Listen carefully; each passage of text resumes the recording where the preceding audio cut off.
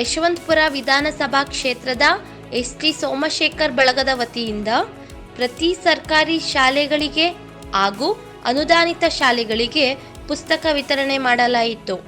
ಇದೇ ಸಂದರ್ಭದಲ್ಲಿ ಕಾಂಗ್ರೆಸ್ ಮುಖಂಡ ಶಿವಮದಯ್ಯ ಹಾಗೂ ಎಂಗೇಪುರ ವಾರ್ಡಿನ ಅಧ್ಯಕ್ಷರು ಅಮೃತ್ ಗೌಡ ಅವರು ಕಾರ್ಯಕ್ರಮವನ್ನು ಯಶಸ್ವಿಯಾಗಿ ನೆರವೇರಿಸಿದರು.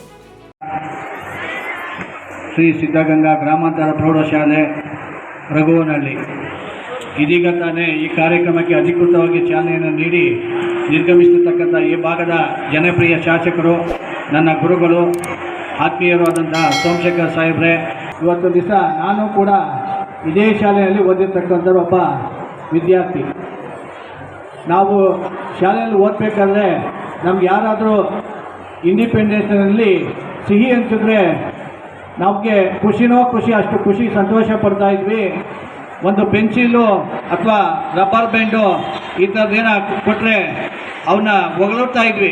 ಯಾಕೆ ಅಂದರೆ ನಮಗೆ ಆ ಸಿಹಿ ಹಂಚೋಕ್ಕೆ ಯಾರೂ ಕೂಡ ಮುಂದೆ ಬರ್ತಾ ಇರಲಿಲ್ಲ.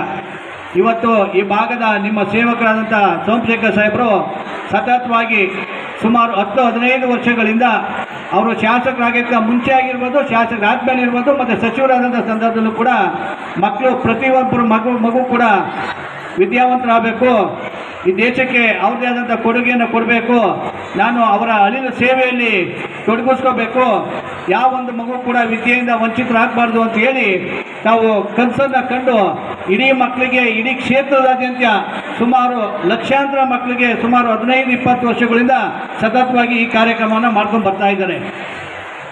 ಯಾಕಪ್ಪ ಅಂತಂದರೆ ಪ್ರತಿಯೊಬ್ಬರು ನಮ್ಮ ಅಮೃತ್ ಗೌಡ್ರು ಹೇಳ್ದಂಗೆ ಪ್ರತಿಯೊಬ್ಬ ಮಗು ಕೂಡ ಇವತ್ತು ಏನಾದರೂ ಇವತ್ತೇ ಅವ್ರು ಪ್ರತಿಜ್ಞೆ ಮಾಡಿ ನಾನು ಡಾಕ್ಟರ್ ಆಗಬೇಕು, ಲಾಯರ್ ಆಗಬೇಕು, ನಾನು ಪೊಲಿಟಿಷಿಯನ್ ಆಗಬೇಕು ಅಥವಾ ಸೈಂಟಿಸ್ಟ್ ಆಗಬೇಕು ಅಂತ ಹೇಳಿ ಪ್ರತಿಯೊಬ್ಬ ಮಗುಗೆ ಏನಾದರೂ ಅವರು ಮತ್ತೆ ಸಮಸ್ಯೆ ಸಂದರ್ಭದಲ್ಲಿ ಫೀಸ್ ಕಟ್ಟಲಿಕ್ಕೆ ಅವ್ರಿಗೆ ತೊಂದರೆ ಆದ ಸಂದರ್ಭದಲ್ಲಿ ಆಫೀಸ್ಗೆ ಹೋಗಿ ಅವ್ರನ್ನ ಸಂಪರ್ಕ ಮಾಡಿದ್ರು ಕೂಡ ಅವ್ರ ಕೈಲಾದಂಥ ಶಾಲೆಗಳಿಗೆ ಫೀಸ್ ಕಟ್ಟುವಂಥ ಕೆಲಸ ಕೂಡ ಸಹ ಮಾಡ್ಕೊಂಡು ಬರ್ತಾ ಇದ್ದಾರೆ.